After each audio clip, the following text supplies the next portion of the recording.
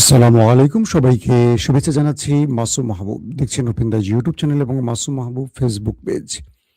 সকালের ব্রেকিং খবরে হাজির হয়েছি। আপনাদেরকে কয়েকটা গুরুত্বপূর্ণ খবর দিতে চাই। খবরটি যদিও রাতের, গভীর রাতের, কিন্তু সকালবেলা আপনারা যারা ঘুম ভেঙেছে তারা হয়তো খবরটি পাচ্ছেন বা অনেকে জেনে গেছেন ইতিমধ্যে। ইসরায়েলের ভেতরে ইরান ভয়াবহ হামলা চালিয়েছে। লেবাননে ইসরায়েলের হামলার প্রতিশোধ হিসেবে ইরান নর্দার্ন ইসরায়েলে ব্যাপক মিসাইল এবং ড্রোন দিয়ে হামলা চালিয়েছে। দ্বিতীয় গুরুত্বপূর্ণ খবর, গিলগিট বালুচিস্তানে পিটিএর বিজয় ছিনিয়ে নেওয়া হচ্ছে। আর ৩ নম্বর গুরুত্বপূর্ণ খবর, আজাদ কাশ্মীরে অর্থাৎ পাকিস্তান অধ্যুষিত কাশ্মীরে নিরাপত্তা বাহিনী ব্যাপক ক্র্যাকডাউন চালিয়ে ২০-এর অধিক কাশ্মীরকে হত্যা করেছে এমন অভিযোগ উঠেছে। দর্শক, এই গুরুত্বপূর্ণ খবরগুলো আপনাদেরকে দেওয়ার চেষ্টা করছি। প্রথম যে খবরটি দিয়ে আমি শুরু করতে চাই সেটি হলো গিলগিট বালুচিস্তান। গিলগিট বালুচিস্তান পাকিস্তানের একটি প্রদেশ, খুব রিমোট এরিয়া, দুর্গম এরিয়া। তো সেখানে কালকে নির্বাচন হচ্ছিল, প্রাদেশিক নির্বাচন। পিটিএর প্রার্থী ছিলেন পূর্বে খালিদ খুরশেদ। তার মা সেই আসনে দাঁড়িয়েছে, কারণ খালিদ খুরশেদের উপর সেনাবাহিনী বা মিলিটারি ইস্টাবলিশমেন্ট নানান রকম বিধিনিষেধ জারি করে রেখেছে। নির্বাচনে সব রকম কারচুপি করা হয়েছে, সব রকম কারচুপি, মানে সেনাবাহিনী, পুলিশ বা সরকার তার পক্ষ থেকে প্রকাশ্যে অপ্রকাশ্যে যত রকম কারচুপি আছে সব করেছে। তারপরও পিটিএর প্রার্থীরা একটা বিপ্লব ঘটিয়ে দিয়েছে। পিটিএর নারী ভোটাররা, পুরুষরা সকল বাধা বিপত্তি পেরিয়ে দলে দলে ভোট দিতে এসছে এবং ভোট দেওয়ার ফলে পিটিআই এই আসনে বিজয়ের পথে যাত্রা শুরু করে।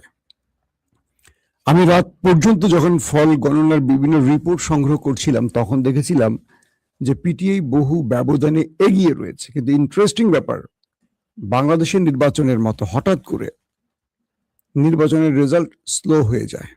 আমরা সাম্প্রতিক সময় বাংলাদেশে দেখেছিলাম হঠাৎ করে একটি দল এগিয়ে আছে, হঠাৎ রিপোর্ট দেখি স্লো হয়ে গেছে, তারপর দেখি ধুমধুম করে অন্য দলের বিজয় ঘোষণা করা হয়েছে। এটা নিয়ে নানান রকম মতবিরোধ বা এটা নিয়ে অনেক রকম প্রশ্ন উঠেছে নির্বাচন কমিশনের ভোট গণনা বা সবকিছু মিলে।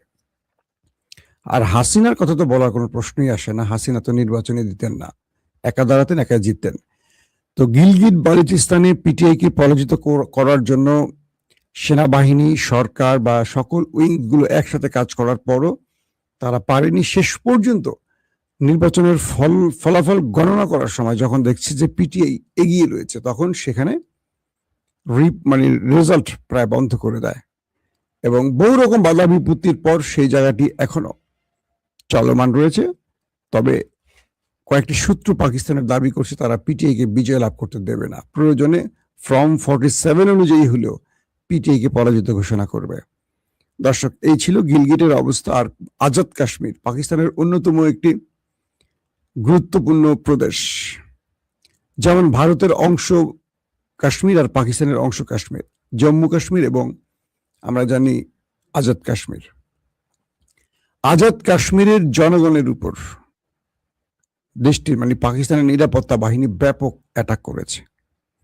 একটি ছোটখাটো আন্দোলনকে সেখানকার নিরাপত্তা বাহিনী অস্ত্রের ভাষায় জবাব দিতে গেছে এবং কয়েকজন কাশ্মীরি যুবক নিহত হয়। সেই যুবকদের নিহতের প্রতিবাদে যখন মানুষ রাস্তায় নামে, তখন পাকিস্তানের নিরাপত্তা বাহিনী কাশ্মীরিদের উপর ব্যাপক অ্যাটাক চালায়, চারদিক থেকে লাইট বন্ধ করে তাদের উপর অ্যাটাক চালায় এবং দুপক্ষের মধ্যে লম্বা সময় হামলা পাল্টা হামলার ঘটনা ঘটে। কাশ্মীরের কয়েকজন আমাকে জানিয়েছেন এই ঘটনায় 20-এর অধিক নিহত হয়েছে নিরাপত্তা বাহিনীর হাতে এবং বেশ কজন নিরাপত্তা বাহিনীর সদস্য কাশ্মীরিদের হাতে প্রাণ হারিয়েছে। পাশাপাশি কাশ্মীরের যারা রাজনৈতিকভাবে প্রভাবশালী বেশ কয়েকটি পরিবারের উপর ক্র্যাকডাউন চালাতে গিয়ে বহু লোককে গুম করে ফেলেছে পাকিস্তানের নিরাপত্তা বাহিনী। এই সময় পাকিস্তানের কজন রাজনৈতিক ব্যক্তি বলছেন, আমরা ভারত এবং পাকিস্তানের মধ্যে আচরণের কোনো পার্থক্য দেখতে পাচ্ছি না। যে পাকিস্তান এতদিন বলতো কাশ্মীর কাশ্মীরিদের হাতে থাকবে, সেই পাকিস্তান ভারতের মতো কাশ্মীর দখলদারিত্বে কাশ্মীরকে দখলের যে নেশায় নেমেছে, এটার তীব্র সমালোচনা করে বলছেন কাশ্মীরি জাতি কখনো পরাজিত হয়নি। ভারত 10 লক্ষ সেনা পাঠিয়েও আজ পর্যন্ত কাশ্মীরকে পুরো দখল নিতে পারেনি, পাকিস্তানও পারবে না। কারণ পাকিস্তানের সেনা সরকার, আসিফ মনির সরকার যেই স্বপ্নে নেমেছেন, এটা দিবা স্বপ্ন হবে। কাশ্মীরিরা বলছেন আমরা কাশ্মীরিরা পাকিস্তানিকে ভালোবাসি, তার অর্থ এই নয় যে আমাদের উপর জবরদখল করে তারা কিছু চাপিয়ে দিবে, তারা রাজনৈতিক কারণে আমাদের উপর খড়গ হস্ত চালাবে, এটা আমরা কখনো মেনে নেব না। এখন আজাদ কাশ্মীরের দৃশ্য এতটা ভয়ঙ্কর যে সেখানে এখন দুপক্ষের মধ্যে নিরাপত্তা বাহিনী এবং কাশ্মীরিদের মধ্যে মুখোমুখি অবস্থানে রয়েছে। আল্লাহ ভালো জানে সেখানে কি ঘটতে যাচ্ছে। পাকিস্তান সেনাবাহিনী তার রাজনৈতিক ভুলের কারণে 71-এ বিভাজিত হয়েছিল, আমরা পেয়েছিলাম স্বাধীন বাংলাদেশ। এই একই ভুল পাকিস্তানের সেনাবাহিনী বারবার করে। এরপর আমরা দেখেছি যে বালুচিস্তান, খাইবার পাখতুনখোয়া, কাশ্মীর, এখানেও ব্যাপক অসন্তোষ আছে।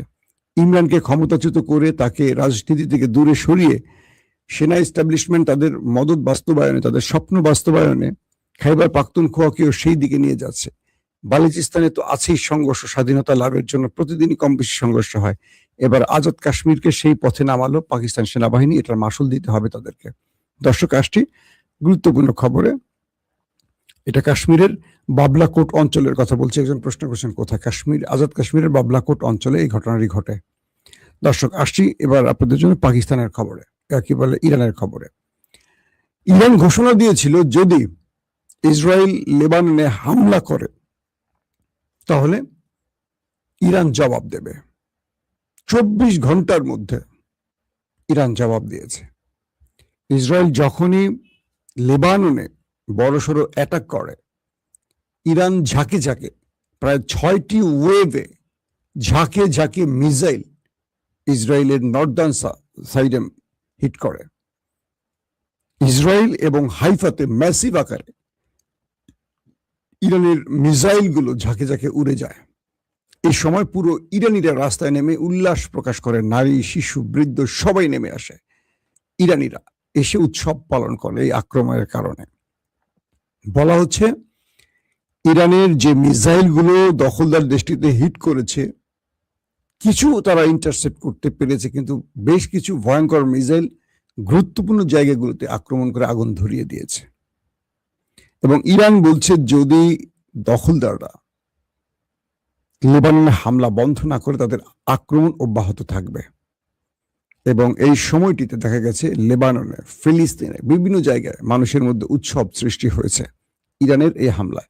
এই প্রথম দেখা গেল, এর আগে 2টো হামলা ইসরায়েল নিজে আগে হামলা করেছে, কিন্তু এবার প্রথম ইরান নিজেই দখলদার দেশটিতে আক্রমণ করলো। এবং গভীর রাতের দিকে, মানে প্রায় ভোরের আগ দিয়ে যে খবরটি পেলাম, ইসরায়েল ইরানের পশ্চিম এবং মধ্য অঞ্চলে সামরিক স্থাপনাকে টার্গেট করে ইসরায়েল আক্রমণ করেছে ইরানের ভেতরে। আমরা সেখানকার সর্বশেষ আপডেট এখনো পাইনি, কি পরিমাণ ক্ষয়ক্ষতি সেই খবরটি পাওয়া যায়নি। তবে ইরান এই ঘটনার পর আবারও হিট করেছে, অর্থাৎ প্রথমে ইরান হিট করেছে, তারপর ইসরায়েল ইরানে হিট করেছে পশ্চিম এবং মধ্য ইরানে। এর পরপরই ইরান আবারও ম্যাসিভ আকারে ইসরায়েলের ভেতরে আক্রমণ চালিয়েছে মিসাইল এবং ড্রোন দিয়ে। এক বাক্যে বলতে পারি, 2 দেশের মধ্যে আবারও যুদ্ধ শুরু হয়ে গেছে। এবং মিস্টার ট্রাম্প নেতানিয়াহুকে শান্ত থাকতে বলছেন, কিন্তু নেতানিয়াহু শান্ত না থেকে অশান্ত হয়ে তিনি আগুন জ্বালিয়ে দিচ্ছেন। ট্রাম্প যখন চেষ্টা করছেন একটা শান্তি প্রতিষ্ঠা করে কোন রকম ফেস সেভিং করে মধ্যবর্তী নির্বাচনে তিনি একটা বিজয় আনবেন, তার বিজয় মুডটা দেখিয়ে, সেক্ষেত্রে তাকে পরাজিত করাচ্ছে তার বন্ধু বিবি নেতানিয়াহু। ইরান ইসরায়েলের এই শক্ত জবাবের কারণে সামরিক বিশ্লেষক, পলিটিক্যাল যারা রাজনৈতিক বিশ্লেষক, তারা বলছেন ইরানের কাছে কিছু এসে গেছে। ইরান স্বেচ্ছায় কখনো কোনো দেশে আক্রমণ করেনি, কিন্তু লেবাননে হামলার জন্য ইরান ইসরায়েলে আক্রমণ করে আবার নতুন করে যুদ্ধ ছড়িয়ে দেওয়ার কারণে যেটি মনে হচ্ছে এই যুদ্ধে আসলে ইরান বিজয়ী মুডে আছে, ইসরায়েল আমেরিকা পরাজিত মুডে আছে বলে ইরান তারা তাদের প্রতিশ্রুতি রক্ষায় বা লেবানিজ ভাইদের রক্ষায় এই আক্রমণটি করে প্রমাণ করলো তারা ওই দেশটিকে আর তোয়াক্কা করে না। নতুবা ইরান এখানে কৌশলী অবস্থান নিত, কিন্তু ইরান নিজে আক্রমণ করায় বিশ্ব অবাক যে ইরান আসলে গেম চেঞ্জিং কিছু করতে যাচ্ছে। দর্শক, যখন ইসরায়েলের ভেতরে অ্যাটাক গুলো হয়, তারা কিছু ইন্টারসেপ্ট করে, তারা দাবি করে আমরা সবগুলো ইন্টারসেপ্ট করছি, কিন্তু না, সেখানকার কিছু ফুটেজ আসে বেশ কিছু গুরুত্বপূর্ণ স্থানে মিসাইল গুলো হিট করলে আগুন ধরে যায়। হাইফার ভেতরেও কয়েক ধাপে হিট করেছে, তারপরে মধ্য ইসরায়েলও কয়েক ধাপে হিট করেছে। সাউদানের কথা বলছি এই কারণে, যে অঞ্চল থেকে ইসরায়েল লেবাননে আক্রমণ চালাচ্ছে সেই জায়গাগুলোতে ইরান টার্গেট করেছে, যাতে লেবাননে আক্রমণের সক্ষমতা হারায় ইসরায়েল। এখন ইসরায়েল যে ইরানে পাল্টা আক্রমণ করলো, এর ফলে ইরানও পাল্টা আবারও আক্রমণ করলো, এই দুই দেশের মধ্যে যুদ্ধ বিরতি ভেঙে গেছে এক প্রকার বলা যায়। এখন ডোনাল্ড ট্রাম্প শেষ পর্যন্ত কি করবেন, তিনি কিন্তু নেতানিয়াহুকে শান্ত থাকতে বলছেন এবং যুদ্ধে জড়িয়ে যেতে না বলেছেন। যদি এই যুদ্ধে আমেরিকা যুদ্ধে না জড়ায়, ধরে রাখেন কালকে প্রেসিডেন্ট ট্রাম্পের একটি চিঠি পাকিস্তান ইরানকে দিয়েছে, আমি রাতে লাইভে আপনাদের বলেছি। তো কি দাঁড়াচ্ছে তাহলে, সেই চিঠিতে এমন কিছু আছে যেখানে ইরানকে আত্মবিশ্বাসী করেছে, নাম্বার ওয়ান। নাম্বার টু, এই লড়াইতে, ইসরায়েল ইরানের লড়াইতে যদি আমেরিকা না জড়ায়, খেলাটা জমে উঠবে। কারণ আমেরিকা না জড়ালে ইসরায়েলকে টানা টানা করে ফেলবে ইরান, আর যদি আমেরিকা জড়িয়ে যায় সেক্ষেত্রে আবারও বড় ফ্রেমে যুদ্ধ শুরু হবে। আর যদি ট্রাম্প নেতানিয়াহুকে থামিয়ে পাকিস্তানকে দিয়ে আবারও ইরানকে থামিয়ে দেয়, শুধু এই চুক্তির বিনিময়ে যে ইসরায়েল আর লেবাননে হামলা করবে না, তাহলে ইরানের বিজয়। কারণ ইরান এটির জন্য এই আক্রমণটি করেছে। তার মানে হলো ইরান এখন ড্রাইভিং সিটে আছে এবং ইরান চাইলে আমেরিকাকেও মারছে, ইরান চাইলে ইসরায়েলকেও মারছে। আপনি দেখছেন গত এক সপ্তাহ আমেরিকা যখনই কোনো অ্যাটাক করছে পাল্টা ডবল অ্যাটাক করেছে।